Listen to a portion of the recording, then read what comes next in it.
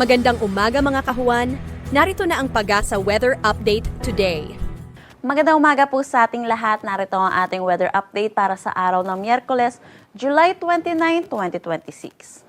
Patuloy nating minomonitor itong low pressure area dito sa loob ng ating Philippine Area of Responsibility. Kaninang 3 a.m. huli itong namataan over the coastal waters ng Rapu-Rapu, Albay. Hindi naman po natin ito inaasahan na magiging isang ganap na bagyo habang nasa loob ng ating Philippine Area of Responsibility, pero inaasahan po natin yung pagtawid nito ng kalupaan na inaasahan natin magdadala ng mga pag-ulan dito sa may Metro Manila, Bicol Region, Calabarzon, at ilang bahagi po ng Mimaropa. So yun po, tutok po tayo lagi sa updates na nilalabas ng Pag-asa hinggil po dito sa low pressure area na inaasahan natin magdadala ng mga pag-ulan ngayong araw.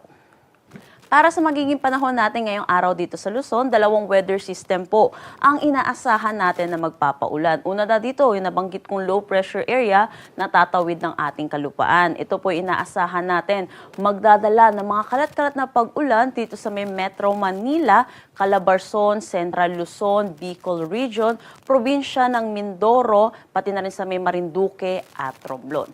Samantala, yung pangalawa nating weather system ay yung easterlies or yung mainit at malinsangan na hangin na nanggagaling sa dagat Pasipiko. Ito naman ay magdadala ng mga pag-ulan dito sa may Cagayan at Isabela. Sa nalalabing bahagi naman ng Luzon, dito sa may Ilocos Region, Cordillera Administrative Region, at nalalabing bahagi ng Cagayan Valley, inaasahan naman po natin, magiging maaliwalas naman po ang kanilang panahon. Pero asahan din po natin yung mga localized thunderstorm, lalo na sa hapon at sa gabi. Agwat ng temperatura para sa Metro Manila, 24 to 31 degrees Celsius. Sa Lawag, 25 to 32 degrees Celsius. Tuguegarao, 25 to 33 degrees Celsius. For Baguio, 16 to 24 degrees Celsius. Tagaytay, 22 to 31 degrees Celsius. At Legazpi, 24 to 32 degrees Celsius. Para naman dito sa may Palawan, buong Visayas at Mindanao, maaliwalas na panahon naman ang kanilang inaasahan. Pero yun din po, mataas po ang tsansa ng mga localized thunderstorm lalo na sa hapon at sa gabi. Ingat po tayo dahil kahit hindi po nagtatagal ang mga thunderstorm, ay posible pa rin po ang mga pagbaha at mga pagguho ng lupa. Tutok po tayo lagi sa updates po sa mga thunderstorm advisory.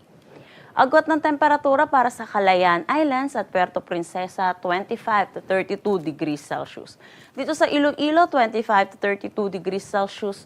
Tacloban at Cebu, 25 to 33 degrees Celsius.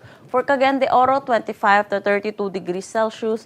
Zamboanga, 24 to 33 degrees Celsius. At Davao, 25 to 33 degrees Celsius.